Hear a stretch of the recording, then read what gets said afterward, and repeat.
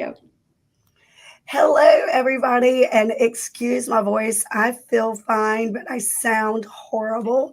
So I am going to lean hard on my friends, Amy and Maya, to help me through this session. So super excited to have everybody here, and hopefully everybody can hear me. But I am not the main speakers; they are. So we will just get on it and go. I'm excited.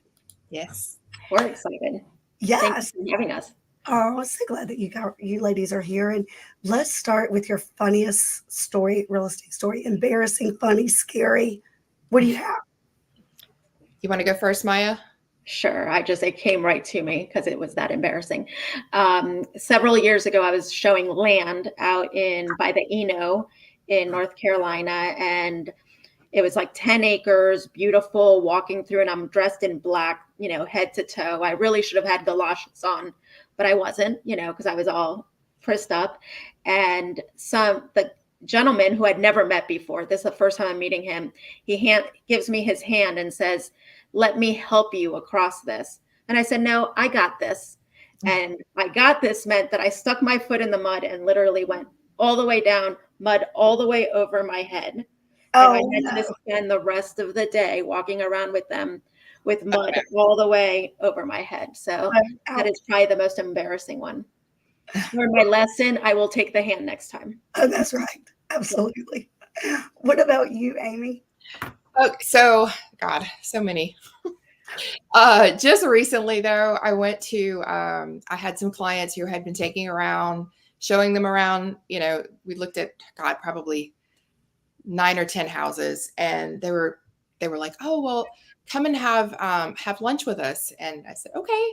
And I'm from Louisiana, so I pride myself on being able to handle spicy food and things like that. And so we went to they wanted to take me to their friend's restaurant, which was an Indian restaurant, and they ordered. And I said, "You just order, and I'll eat whatever whatever you eat." And it was my very first bite of it.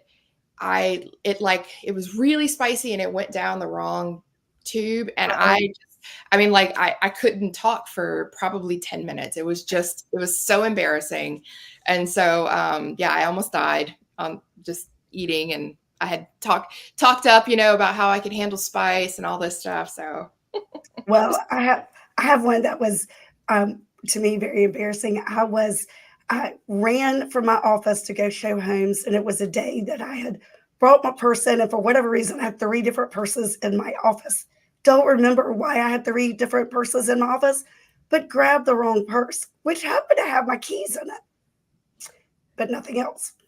And so I'm showing houses, everything's great. We're going about and like towards Myrtle Beach. So it's about 45 minutes to an hour from my office. And my gas light came on, don't think anything. Call my client, say, "Hey, I'm gonna be running 5 minutes late. I've got to get gas." Go by the gas station, and now I'm on I have 0 miles. I can't go anywhere. Have no money, no credit card, no check, no driver's license. I have absolutely nothing. Nothing. So I sit there and I'm like, oh my goodness, what am I going to do?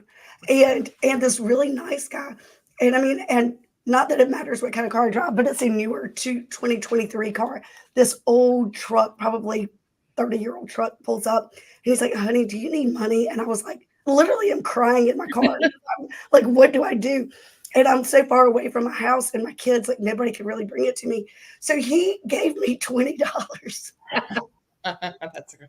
I am not even joking. And anyway, I took his information down and sent him a check. But now that I'm thinking about it, I should have just Venmoed him right on the spot. But at that exact moment, wasn't thinking about Venmo. Yeah. I was going to say, did you give him your card and then try to sell him a house? But... Yeah. Well, funny enough, I ended up showing him houses, yes, but not that exact day. That exact day, I handwrote him a note, and instead of the $20 he gave me, I wrote him a check for $50. And then it definitely comes back. But man, that was embarrassing. Yes. Yeah, and Amy, look, your buddy Nimesh is saying beautiful things about you. Oh, he's wonderful. Yes, I would agree. I love him as well. So anyway, let's get into the meat of what we're talking about today, which is clients, right? And how do you elevate your clients' satisfaction, appreciation, because I know it's a lot more than just the transaction. So what all do you do for your clients that make you kind of stand out above anybody else? Sure. I'll go first if you don't mind, Yep. Maya. Mhm. So, we are definitely, I have a very small team that I run with my partner, Therese Snyder, and I, and we are, you know, we're evolving constantly. I'm sure like everyone else is. But, we do try to make the buying and selling experience just something extra for our clients. So, we've really taken a strong stance on the after. So, after the transaction is really where that part comes in. I didn't do that early in my early career, and it cost me a lot of business, and I'd get upset and be like, why didn't they use me again? And, that sort of thing. But then I wasn't doing those follow-up things. So it's really like we've put into some systems where we have a top 50 that each team member keeps. And it's basically, it's an evolving list of 50 people that it doesn't have to be past clients. It can be, people who were involved in a transaction and things like that. But it's you go through this list every month and you give them a phone call, you take them to lunch, you have a coffee with them, that sort of thing. So you really are keeping up with this core group of people that that are referring you business in some sort of way, or that's that sort of thing. I would say another thing too, we do events. We try to do 2 larger events per year, and then we try to sprinkle some smaller ones throughout the year. So like coming up, we have a back to school movie event where we're doing, renting out a theater. We're going to show, I think this year we're doing the new Minions, whatever the new Minions movie is. And we have some sponsors that come in, so if you don't have a big budget, lean on your sponsors, people that you're doing business with regularly. They're usually very happy to help with these events. So we have teamed up with a lender. We have our title company coming in and helping. So that's usually this will be our 3rd year we've done it, and it's really fun. It's very easy, actually. It's much easier than I thought it was going to be to organize. So those are just some of our examples that we do, but it's definitely the aftercare that I think people forget about that is just so important. No, I agree with you. And one of the things that we've been working on is a trade account vendor list. So like Wayfair, we get extra 20% off our clients. Crate and Barrel gives extra 20%. Lowe's Home Improvement. So what we do is we send these out monthly we have a top 50 also, Amy, that we send out to our past clients just saying, hey, these are already deals that we've worked out for you. Feel free to use them if you want to. If not, it doesn't cost us anything. Cost us a little bit of our time getting them organized, but that's really it. But I agree with you. I think during the process, you talk to you're like best friends with your clients, right? That 30, 60, 70, however long it takes you to close, you're talking to them every single day. And then when they close, a lot of agents then is like, okay, next, move on to the next client. But I 100% agree. It's very important to do all of the steps to stay in front of them. And then also with your top 50, I tell my people on my team, even if they're not from the area, top 50 is like anybody that loves, and trusts you. Yes. So if they haven't sent you a referral, get them on your top 50 list, and then they will send you referrals, right? That is the goal. Yes. Make them feel special. That's exactly right. So what about you, Maya? What do you do to help make them feel special? So we have very good processes. So from the time that we meet buyers or sellers, we have an all about you form that we fill out with them at the time that we meet them for the first time. And that's some of the basics, but also like their birthdays, anniversaries, any special dates, dogs, kids, favorite restaurants, that kind of thing. And that immediately gets put into the CRM. So we have somebody that just does CRM work. So he inputs, and if we forget that, we're reminded that this is the information that we need in order, again, to be able to make those people feel special. Because the funny thing is that they're going to forget they gave you that. Yeah. Right. So you're going to be able to surprise them through the transaction.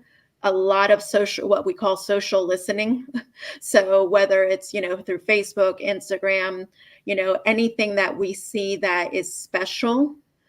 If we have an anniversary or a birthday that we didn't have, or I don't know, sympathy cards, anything that we can find that is really special for them, we screenshot it. And again, I send it over to to CJ on our team, who does all of that for us. So again, it is that one special touch that they were not expecting from us.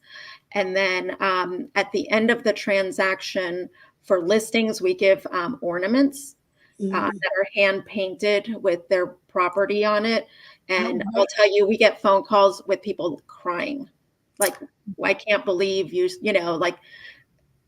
A very special, because it's hard with the listings, what do you get them, and then for buyers, we try to be very specific instead of doing, which is hard, because we're constantly kind of reinventing the closing gift aspect of it. But we try to make it very special to them. So if we know they have dogs, cats, hamsters, whatever the case may be, that's what they're going to get from us, so whatever is special to them. So we really just try to concentrate on the very personal aspects of the transaction, and that, that makes a difference. And then from there on, that aftercare, a lot of events, we try to do different kinds of events that cater to different audiences. So whether it's our VIP event, and they know it's a small 50-person, a little bit more uppity event. Then we have like a park event where we invite all the children, grandkids, bring your friends, bring your neighbors, however many people we're going to get out there is perfect. And then we have the smaller 10, 15-person event, which could be like a shopping party, at one of the boutiques. So we do try to, again, just personalize it to make people feel special, because at the end of the day, that's what they need. Absolutely. And with that, one thing that I was, somebody else told me on one of these shows that I'm going to try to implement, but I haven't yet, is that when they're going through social media, if they see a picture, just got a new puppy, just had a new grandbaby, whatever, they'll take that picture, send it immediately to Walgreens, have it printed, and then they'll put it in a frame and mail it to them with a congratulation card. And I thought that was cute too. And it doesn't really take much time, but it shows that personal effort. Yeah. We have a couple right now who's actually in Europe on their 25th anniversary, and we've been following their trip, and we've been copying the pictures that they've put on Facebook, and we're building a book for them. So when they get back next week, they're going to have a book of all of their anniversary pictures. That's great. That's amazing. I think that's awesome. And that's like $15, so it's more, it's the effort, it's the thought, and they're going to be too busy to do it themselves because nobody prints pictures anymore. So I think this is a cute one, and that says too, for the sellers, getting them a couples massage that just says relax, and we've got it from here. I think that's a good one too. That is a really good one. Yeah. So if anybody else has anything that you're doing out there, let us know. Tell us, feed us. We appreciate it. I just thought of something else. Yeah, and I don't really think it's about spending money. And Amy, I think you had said that, because a lot of agents are like, it's too expensive. It's too much organization. I'd say start small. You don't have to start with hundreds of people. You can start with, I used to do 2, 3, 4 people together, and based off of either zip code, things that their hobbies, maybe the age of their children, maybe if they were military, I find some sort of interest that they have in common, and then just scheduled it like 5:00 on Wednesday. Let's meet up for a glass of wine. And it was, it takes 1 hour. Everybody loves it. They get to know each other. And then it's fun when you start doing those kind of events, you do them often. Then everybody starts looking forward to seeing to the people that they already met in the smaller groups. Yeah. And one thing that we had a past coach that really talked to us about, it's really about it's all the touches also that lead up to those events. It's the phone calls, it's the text, it's so there's a lot of like there's a lot, even if they don't go to the event or they're not able to get, you have to take advantage of the whole process of the planning of that event. That's all like so important. And so we've kind of, each event that we have these steps that we go through, week 4 out of week 4, that sort of thing, to where we're keeping in touch with along the way as well. So, a lot of people don't show up for these events, but I had a lady the other day that she's never come to my event. I invite her to everyone. But she told me, she said, thank you so much for continuing to invite me. And it means so much to me. One of these days I'm going to get there, that sort of thing. So it really is kind of about the touches and like making them feel special, even if they can't get to the event. That's right. I 100% agree. It's still letting them know that you care and that they're invited and you're thinking about them. Correct. Yeah. And I will go, like I usually carry my top 50 list around with me because for whatever reason, I cannot remember everybody, but I try to call 3 a day from my top 50 and just, hey, I'm thinking about you. I'm in your neighborhood. I'm driving by your neighborhood. I'm showing a house in your neighborhood, whatever. Just wanted to touch base and see what you're doing. Sometimes I'll stop by, but I try not to do that without being. Yeah. That could be a long day. Yeah, it could be. It could be. We do. Gina on our team. So as soon as we close, she puts it in my calendar, like a 30-day and 30 days since closing, 36 months and a year, and then every year after. Yeah. So then those anniversary calls or the anniversary text, a quick video. Hey, just thinking about you. You probably don't even know that it's been 30 days since you closed. Yeah. Hope everything is going well. That opens conversations. So, because that's when like, oh, do you still have that painter? Do you, I need so-and-so. And that just keeps that conversation going so that you're always front of mind.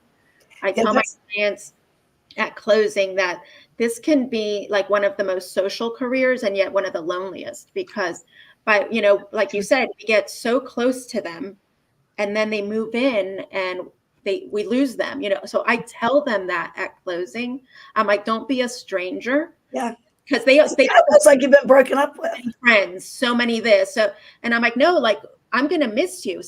Not everybody, but most people, So, but when you tell them that, it actually, they now understand that you are going to be in touch, that it's not weird, that we're going to keep in touch with them. So they respond.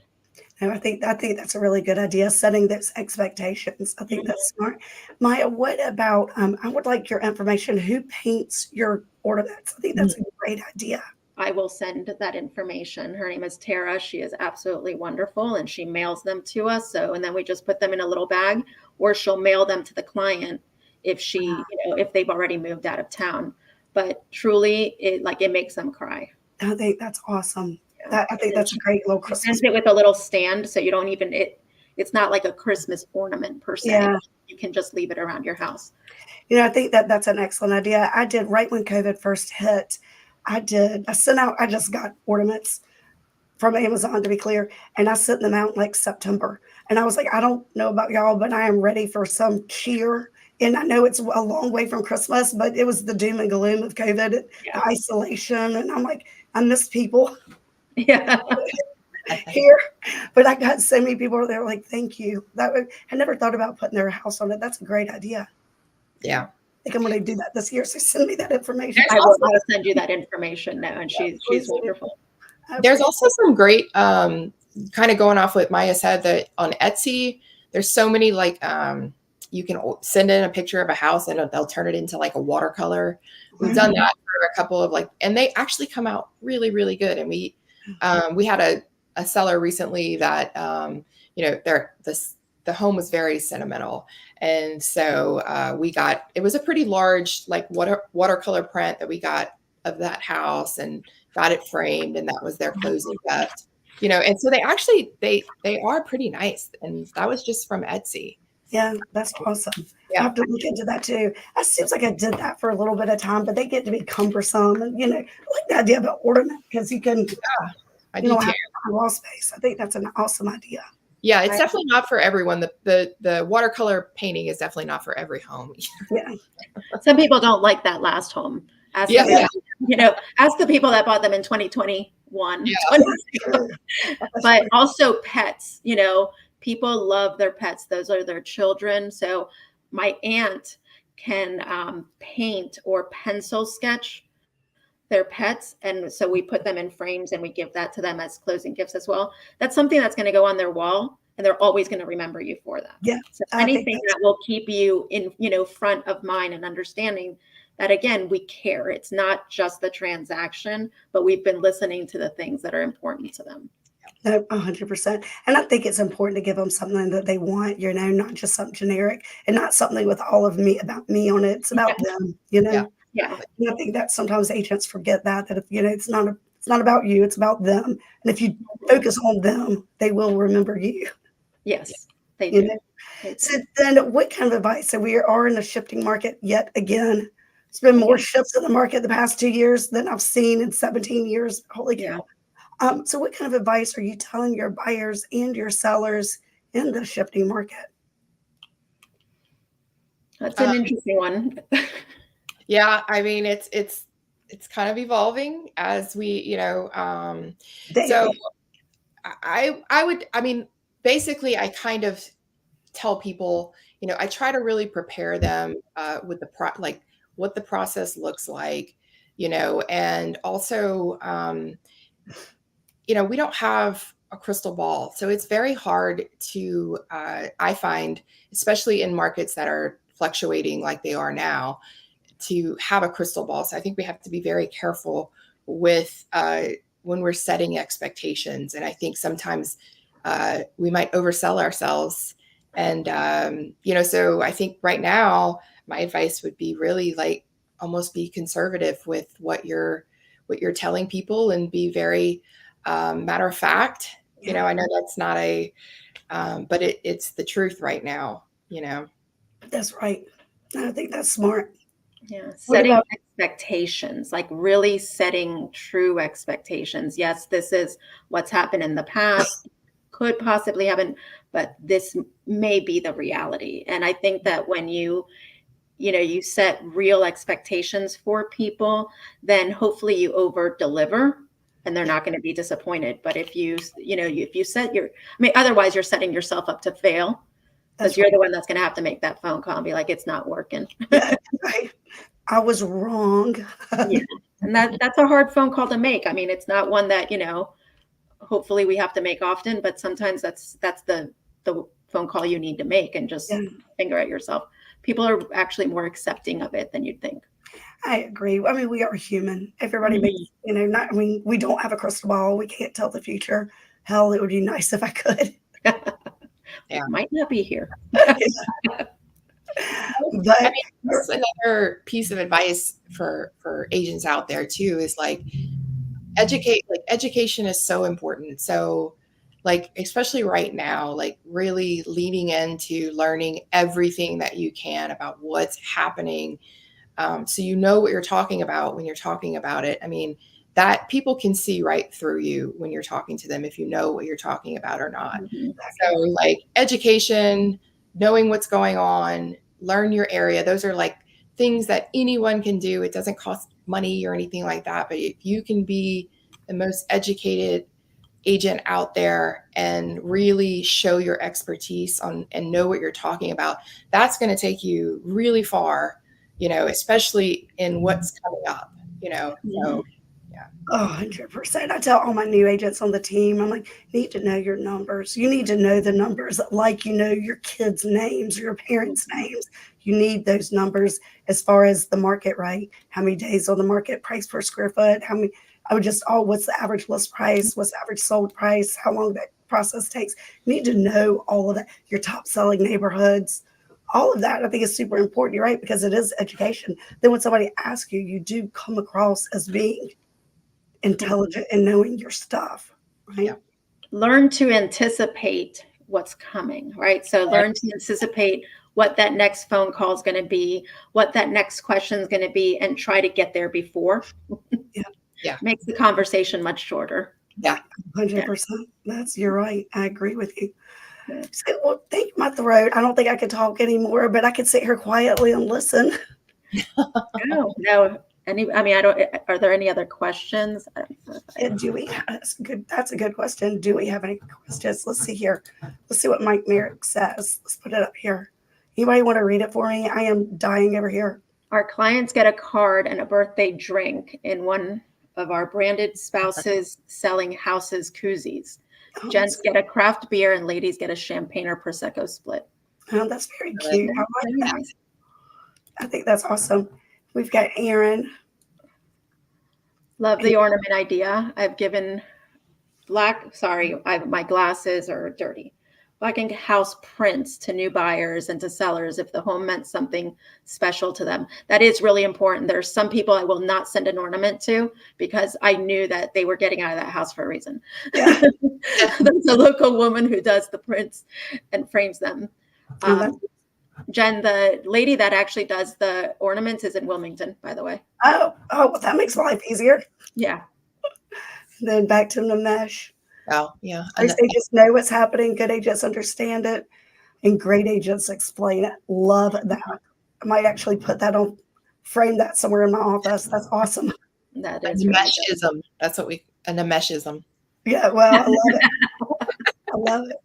He's a good person to get them from.